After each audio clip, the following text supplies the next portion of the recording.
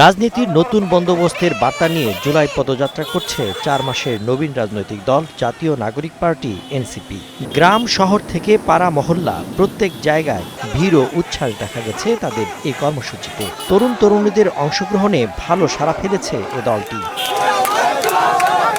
শহীদ আবু সাঈদের কবর জিয়ারতের মাধ্যমে শুরু হওয়া পদযাত্রা কতটা প্রভাব ফেলছে উত্তরের জনপদের রাজনীতিতে সে হিসেব কষছেন বিশ্লেষকরা। একদিকে তরুণদের উত্থান, অন্যদিকে এরশাদের জাতীয় পার্টির টালমাটাল অবস্থা।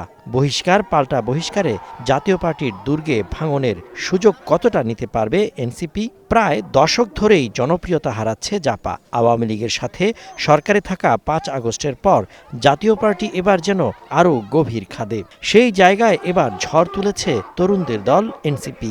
উইদাউট কাউন্সিল গত পরশুদিন তাদের মহাসচিব পরিবর্তন হয়ে গেল। এর আগেও আমরা অনেক নাটক দেখেছি, দেবর ভাবির নাটক দেখেছি আমরা, মহাসচিবের নাটক দেখেছি আমরা, চেয়ারম্যানের সাথে নানা দ্বন্দ্ব দেখেছি আমরা। রংপুরের মানুষ পেয়েছে কি? আমরা তো এই আবেগ দেখার জন্য এই প্রতিষ্ঠানটাকে বা এই রাজনৈতিক দলটাকে রংপুরের মানুষ ভোট দেয় না।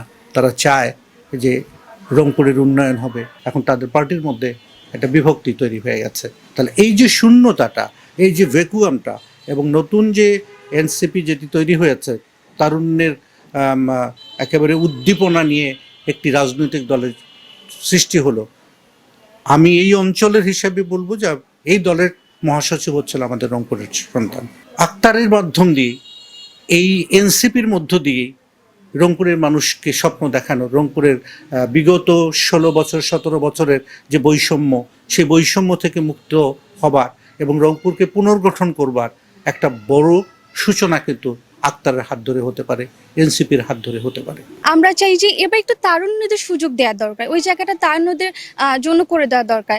যেহেতু দ্বিতীয়বার স্বাধীনতা আমরা তরুণদের মাধ্যমেই পেয়েছি, তো ওই জায়গাটাতে তরুণদের একটু সুযোগ দেওয়া দরকার। তারা ইতিমধ্যেই বৈষম্য বিরোধী ছাত্র আন্দোলনের মাধ্যমে কোটা যে নিরসন, সেটার মাধ্যমে দেশের মানুষের মন জয় করতে পেরেছে। এক্ষেত্রে আমরা উত্তরবঙ্গবাসী তাদের উপর একটা ভরসা করতে পারি। এনসিপির ঘোষিত জুলাই পদযাত্রা যেন নতুন রাজনৈতিক বিষয়ের নাম হয়ে উঠেছে জেলা উপজেলা থেকে গ্রামে গঞ্জে। নবীনদের এ কর্মসূচিতে শুধু দলীয় কর্মী নয়, তরুণ তরুণী, কৃষক, রিকশা চালক, শিক্ষার্থী থেকে শুরু করে সাধারণ মানুষও সক্রিয়ভাবে জড়িত হচ্ছেন। এখনো এনসিপির অনেক পরীক্ষা দিতে হবে এবং জনগণের কাছে তাদের গ্রহণযোগ্যতা তৈরি করতে হবে।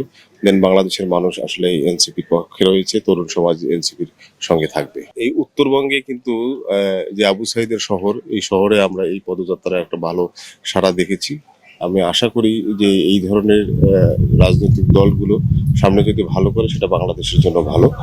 স্থানীয়রা বলছেন এই জনপদে বহু দল এসেছে, আবার হারিয়েও গেছে, কিন্তু 4 মাসে এনসিপি যা করছে তা হয়তো অনেকেই ভাবেননি। রাজনীতির মাঠে এটি সাময়িক ঝড় নাকি দীর্ঘস্থায়ী পরিবর্তনের বার্তা? নির্বাচন কেন্দ্রিক রাজনীতিতে প্রভাব ফেলতে বা জনগণের কাছে পৌঁছাতে আরও নতুন কর্মসূচির দাবি এনসিপির তৃণমূলের কর্মী সমর্থকদের। সজীব সাদিক, স্টার নিউজ।